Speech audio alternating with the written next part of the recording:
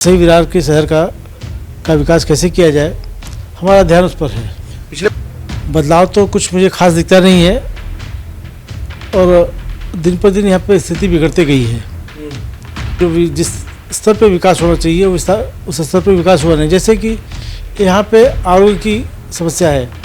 अगर आज कोई बीमार हो जाए, गंभीर बीमारी हो जाए तो उसको बम्बई तक जाना पड़ता दवाई के लिए।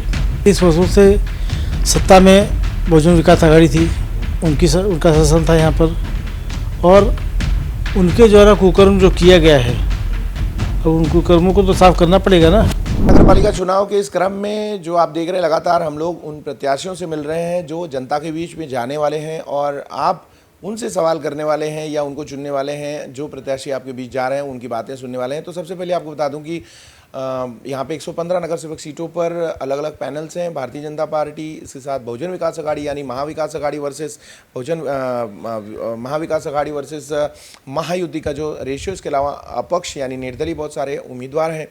उसी क्रम में हम लोगों से बातचीत कर रहे हैं और इसी बीच हमारे बीच जो है जेपी सिंह हैं, जिनको भारतीय जनता पार्टी ने एक दावेदारी है। 4 पैनल में से एक वो भी कैंडिडेट है, उनसे बात करेंगे। सर नमस्कार। नमस्कार। आपको इस बार भारतीय जनता पार्टी ने विश्वास जताया है और लोगों के बीच में भेजा है।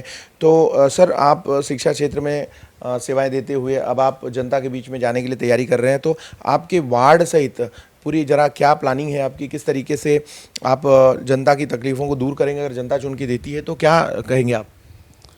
सबसे पहले तो मैं सबको नमस्कार करता हूँ, यहाँ की जनता को। और पहले मैं अपना परिचय देना चाहूँगा कि मेरा नाम जेपी सिंह है, जयप्रकाश सिंह, और मैं प्रभाग क्रमांक 16 से भारतीय जनता पार्टी का उम्मीदवार हूँ। भारतीय जनता पार्टी ने मुझे अवसर दिया है, ये मेरा सौभाग्य है। मैं विगत 12 वर्षों से यहाँ पर भारतीय जनता पार्टी में कार्य कर रहा हूँ। उसके पहले मैं राजनीति में पहले भी था और पहले से काम करते आ रहा हूँ, तो कोई मेरे लिए नया विषय नहीं है। मैं पहले भी चुनाव लड़ चुका हूँ, 2005 का चुनाव लड़ चुका हूँ, 2010 का लड़ा हूँ, तो 2-3 चुनाव मैंने देखे हैं। मैं शिक्षा के क्षेत्र में मेरा एक्चुअली परिचय है जो है शिक्षा के क्षेत्र में, कि मुझे लोग जेपी सिंह के नाम से जानते हैं और शिक्षा के क्षेत्र में मैं काम कर रहा हूँ और मेरा जो प्राथमिकता होगी, जैसे आपने पूछा कि आप उम्मीदवारी दी जाएगी तो प्राथमिकता किसको रहेगी, तो हमारी प्राथमिकता सबसे पहले है कि शिक्षा। यहाँ पर शिक्षा का जो हमारे राजन नाइक जी ने जो मुद्दा उठाया विधानसभा में, और वहाँ से जो जिला परिषद के अंडर में स्कूल थे उनको महानगर पालिका के क्षेत्र में लाया और महानगर पालिका के द्वारा उन स्कूलों को कैसे अच्छा और सुंदर बनाया जाए, उनको अपने महानगर पालिका के अंडर में लिया जाए। सबसे पहला तो मुद्दा मेरा यही है। उसके बाद यहाँ पे जो स्वच्छता का मुद्दा है, ये भी बड़ा गंभीर है। यहाँ पर आरोग्य का मुद्दा बड़ा गंभीर है और तमाम रोड, रास्ते, नाले सब ख़राब हुए हैं। तो ये सारे मुद्दे हैं यहाँ के जिसको लेकर हम लोग चुनाव लड़ने जा रहे हैं। और सबसे पहले प्राथमिकता हमारी होगी कि विकास, इस शहर का विकास कैसे किया जाए, वसई विरार के शहर का विकास कैसे किया जाए, हमारा ध्यान उस पर है। पिछले 15 सालों से आप कह रहे हैं सक्रिय हैं, पहले चुनाव आपने लड़ा होगा, आपने बताया लड़ा है, तो इन 15 सालों में क्या कुछ बदला है? देखिए, इन 15 सालों में बदलाव तो कुछ मुझे खास दिखता नहीं है और दिन पर दिन यहाँ पे स्थिति बिगड़ते गई है। हमेशा मैंने देखा है, मैं तो यहाँ ग्राम पंचायत के ज़माने से यहाँ पे रह रहा हूँ, देख रहा हूँ। जब यहाँ ग्राम पंचायत थी तब से रह रहा हूँ और यहाँ पे मैंने विकास के क्रम को बहुत स्लो गति में, बड़ी धीमी गति में देखा है। और पॉपुलेशन उतनी तेज़ी से बढ़ी है। पॉपुलेशन उतनी तेज़ी से बढ़ी है, तो वास्तव में जो जिस स्तर पे विकास होना चाहिए उस स्तर पे विकास हुआ नहीं। जैसे कि यहाँ पे आरोग्य की समस्या है। अगर आज कोई बीमार हो जाए, गंभीर बीमारी हो जाए, तो उसको बम्बई तक जाना पड़ता दवा के लिए, इलाज कराने के लिए। यहाँ एम्स के दर्जे का कोई हॉस्पिटल नहीं है, जिसको कि हमने मुद्दा बनाया है कि यहाँ पर हमारे राजा नाइक जी ने, हमारे आमदार जो है, उन्होंने ये 56 करोड़ रुपए का यहाँ पर हॉस्पिटल के लिए सेंक्शन कराया है और पास कराया है। तो हमारी प्राथमिकता होगी कि एम्स के दर्जे का हॉस्पिटल जिसमें कि सारी व्यवस्था हो, यहाँ के लोगों को मुंबई तक न जाना पड़े, ये हमारा एक मुद्दा है।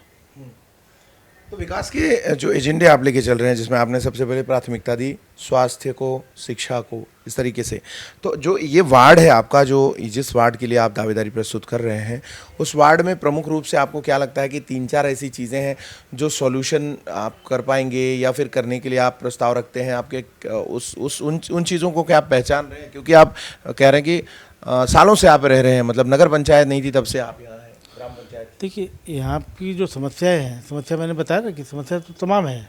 कोई बड़ी समस्या जो पहले सॉल्व करना चाहेंगे आप? बड़ी समस्या में वही बताया कि आपको, पहले तो यहाँ का आरोग्य की समस्या है। यहाँ एक फ्लाईओवर की, जो हमारे मेरे ऑफिस के जस्ट बाहर से फ्लाईओवर प्रस्तावित है। यहाँ पे हमारे आदरणीय राजा नाइक जी ने यहाँ पे 3 फ्लाईओवर पास कराए हैं। एक यहाँ पर हमारे ओसवाल नगरी से ईस्ट वेस्ट का, फिर नारंगी में एक पास कराए है, और एक बिलालपाड़ा से यहाँ तक का। तो ये यहाँ पे जो समस्या, यातायात की समस्या, यहाँ की ट्रैफिक की समस्या बहुत बड़ी समस्या है। नालासोपारा में ट्रैफिक की समस्या घंटों घंटों लग जाते हैं। तो ये समस्या को हम दूर करना चाह रहे हैं। सबसे बड़ी समस्या यही है हमारे पास। तो अभी देखिए, जिस तरीके से भाईंदर बदला, मीरा भाईंदर, तो वहाँ पे भी सड़कें नहीं थी, अतिक्रमण हुआ करते थे, स्टेशन से निकलते ही लोग धक्के खाते थे, जगह नहीं मिलती थी, पार्किंग्स, नो पार्किंग्स, दुनिया भर के लोग।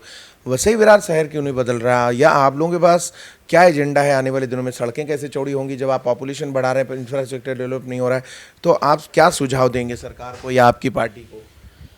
हमारी प्राथमिकता ये होगी कि हम यहाँ पर स्वच्छ शहर कैसे हो, और शहर का विकास करते समय ये बात का ध्यान रखना चाहिए कि हमको एक आराखड़ा उसका तैयार करना चाहिए कि शहर के विकास में क्या क्या बाधाएं हैं।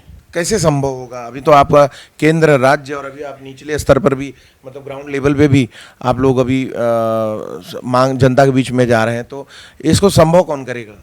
देखिए, यहाँ पे 35 वर्षों से सत्ता में बहुजन विकास आघाड़ी थी, उनका शासन था यहाँ पर, और उनके द्वारा कुकर्म जो किया गया है, अब उन कुकर्मों को तो साफ करना पड़ेगा ना। कैसे करेंगे? तो हम तो अभी 1 साल हुआ हमारे विधायक को आकर, और 1 साल में कोई ऐसी जादू की छड़ी तो है नहीं कि पूरा कर दिया जाएगा। तो हमारा विकास का जो क्रम है, धीरे धीरे स्टेप बाय स्टेप हम लोग कर रहे हैं, और जो सड़कें हैं उसको चौड़ी किया जाएगा, और वहाँ पे जैसे हॉकर्स जोन बनाए जाएंगे, हॉकर्स जोन बना के हॉकर्स को एक जगह बिठाया जाएगा, क्योंकि उनके रोजी रोटी का प्रश्न है।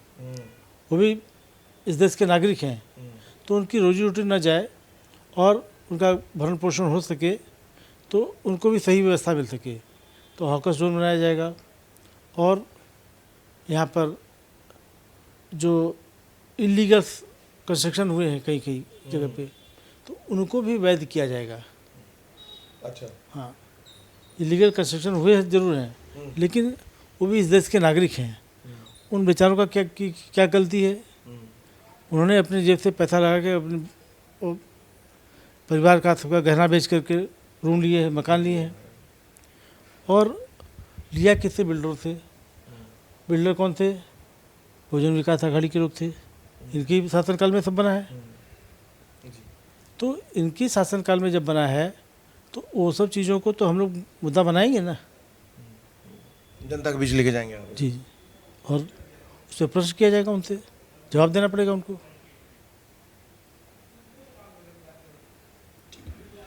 तो आप देख रहे थे जेपी सिंह जी हमारे साथ थे। अभी ये छोटी सी मुलाकात है, आगे और भी बातें होंगी। आपके दिमाग में सवाल कुछ है या आप इनसे कुछ पूछना चाह रहे हैं जो मुझे छूट गया है? छूटना तो बहुत सारी चीज़ें हैं, लेकिन छोटे छोटे थोड़े हम लोग एक चाहते हैं कि आप पहचानें और आपका सवाल जो भी नेता हैं उन तक पहुँचे। इसी प्रयास में हम लोग छोटी छोटी बातें, छोटी छोटी मुद्दे जो जनता के हैं वो हम नेताओं से पूछ रहे हैं, उनके पास क्या प्लान है और वो आगे शहर को कैसे डेवलप करेंगे। अगर उनको जनता चुनती है तो उनके पास विकास का क्या पैरामीटर है और विकास के क्या मायने हैं, ये उन तक और आप तक पहुंचाने का माध्यम बनते हैं हम। आपको अगर कोई सवाल है, आप जानना चाहते हैं, या जेपी सिंह से हमारी बात हुई, आप उनसे जानना चाहते हैं, तो इसी कमेंट बॉक्स में आप बताइए, जिससे उनको एहसास हो कि आपने उनकी बातों से क्या जाना है, समझा है, या फिर उनको और क्या जानना चाहिए। ये सब इंटरेक्टिव सेशन की तरह से हम लोग इंटरेक्ट कर रहे हैं, तो बेशक आप अपनी बातें रख सकते हैं कमेंट बॉक्स के माध्यम से, और हम आगे आपको उसका जवाब लेकर आएंगे फिर अगले सवालों के माध्यम से। हमसे जुड़ने के लिए सभी साथियों का बहुत बहुत धन्यवाद। आप देखते रहिए मेट्रो सिटी समाचार।